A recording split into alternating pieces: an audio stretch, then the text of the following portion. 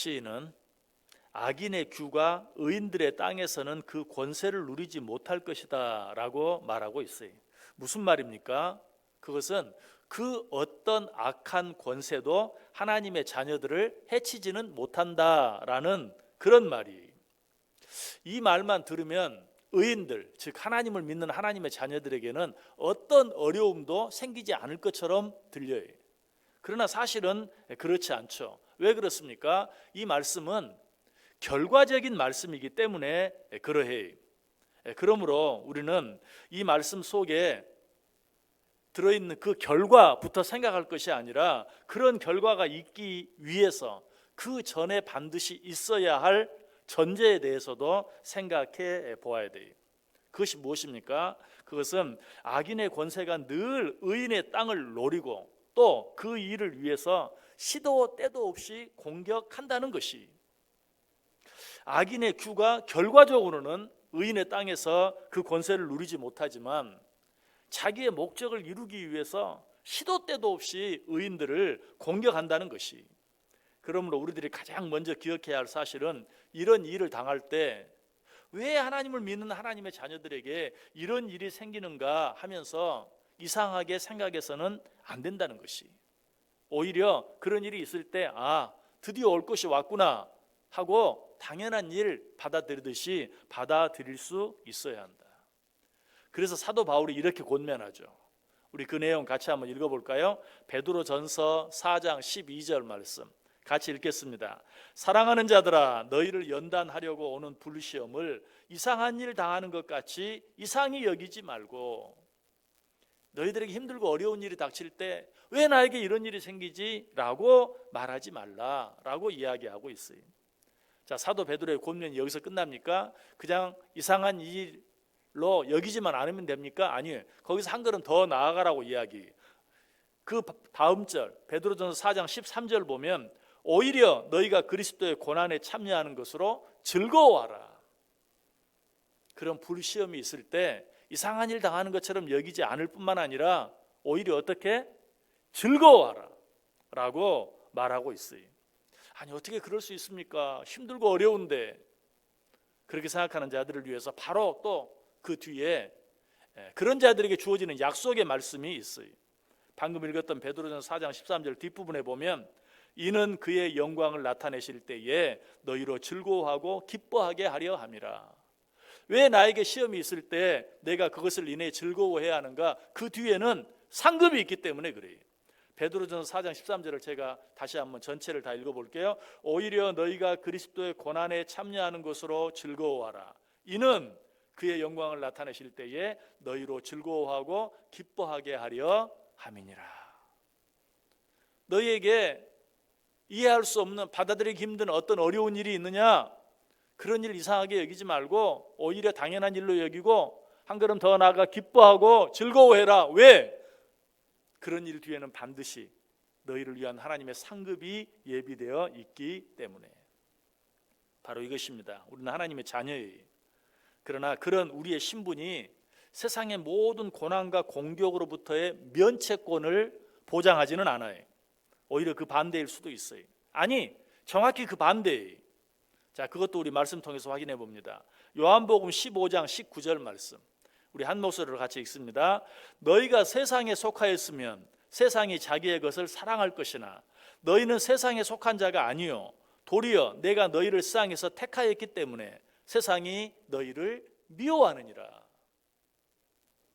하나님의 자녀인 내가 왜 이런 어려운 일을 당해야 됩니까? 뭐라고 말씀하세요? 네가 하나님의 자녀이기 때문에 세상이 너희를 싫어한다, 미워한다. 왜?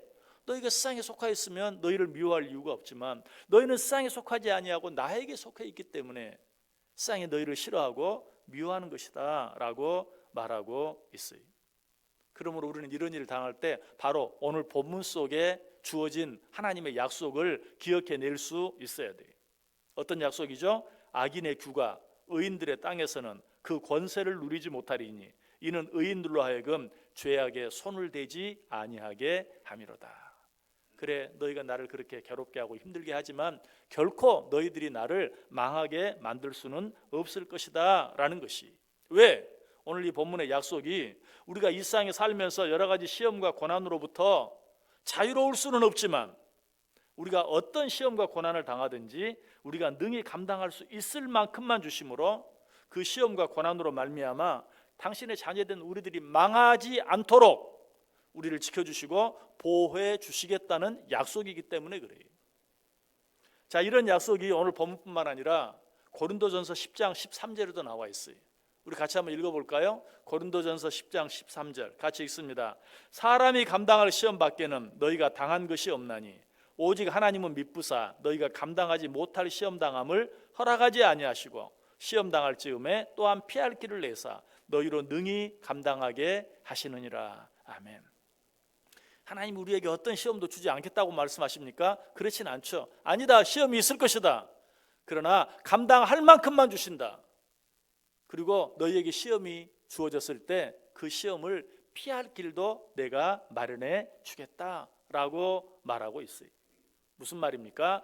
악인의 권세가 우리를 위협하고 협박할 뿐만 아니라 우리를 힘들게 하고 괴롭힐 수는 있어도 그 권세가 우리에게 궁극적인 영향은 미칠 수 없다는 것이,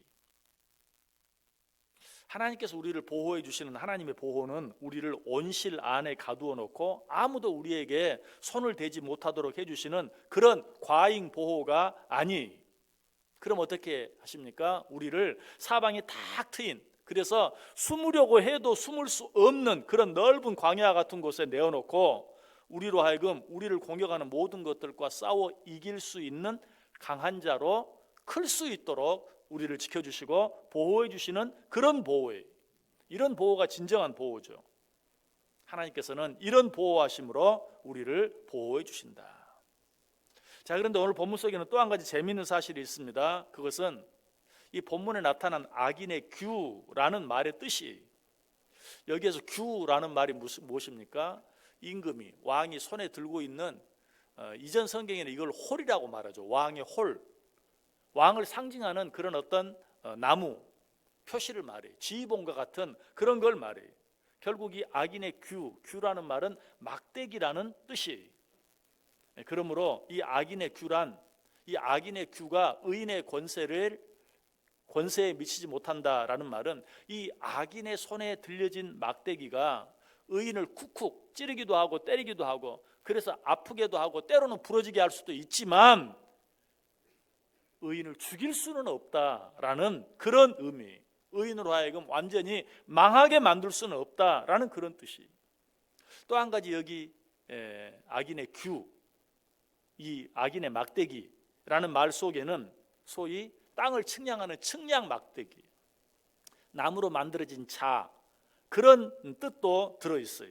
그러므로 이 말씀은 그것은 악인이 자기 멋대로인 측량 막대기를 사용해서 의인의 땅을 뺏어보려고, 거짓 측량 막대기, 자기 마음대로 만들어진 그 측량 막대기, 잣대를 가지고 의인의 땅을 속이고 사기쳐서 빼앗아 보려고 애를 쓰지만 결과적으로는 단 한 치의 땅도 빼앗을 수 없을 것이다 라는 그런 뜻이. 얼마나 든든한 말입니까? 악인의 규가 의인의 권세에 미치지 못할 것이다. 우리는 이 하나님의 약속의 말씀을 믿어야 돼. 악인이 악인의 막대기를 막 휘두를 수는 있어요. 그 막대기 우리가 맞을 수도 있어요. 그 상처를 입을 수도 있어요. 아니 좀 더 심하게는 부러질 수도 있어요. 그러나 악인이 그 막대기를 가지고 궁극적으로 우리에게 해를 입힐 수는 없다. 악인이 그 막대기를 가지고, 그 거짓 측량 막대기를 가지고 궁극적으로 우리의 것을 빼앗아갈 수는 없다. 믿으십니까? 오늘 하루 살아가면서 우리 가운데 여러 가지 많은 힘들고 어려운 일이 있을 수 있어요. 그럼에도 불구하고 오늘 하나님께 주신 이 약속의 말씀을 붙잡을 수 있기를 바라요. 악인의 규가 의인들의 땅에서는 그 권세를 누리지 못하리니 이는 의인들로 하여금 죄악에 손을 대지 아니하게 함이로다.